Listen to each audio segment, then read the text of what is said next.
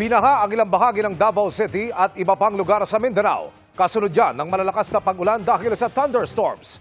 Nakatutok si Argil Relator ng GMA Regional TV, 1 Mindanao. Sa lakas ng ulan, binaha ang ilang kalsada sa Davao City. Sa barangay Matina Aplaya, bumaha dahil sa tuloy-tuloy na daloy ng tubig mula sa mataas sa bahagi ng barangay na hindi umano agad nakalusot pagbaba sa dagat. Sa barangay Talomo proper naman, umapaw ang ilog. Ang resulta, abot tuhod na baha sa ilang lugar na malapit dito. Ang uban sir, sa sulod sa balay. Then ang grabe jud is ang mga atuang mga kalsada is taga-tuod sir. Tumaas din ang tubig sa ilog sa bayan ng Libak sa Sultan Kudarat. Pahirapan tuloy ang pagtawid ng ilang residente.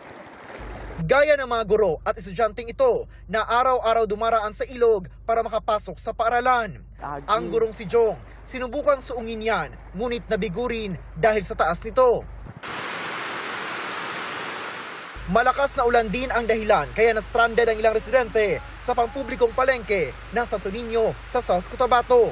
Kanya-kanya silang silong sa mga estante. Ayon sa Pag-asa, ang mga pag-ulan ay dahil pa rin sa thunderstorms. Mula sa GMA Regional TV 1 Mindanao at GMA Integrated News, Argil Relator, nakatutok 24 oras.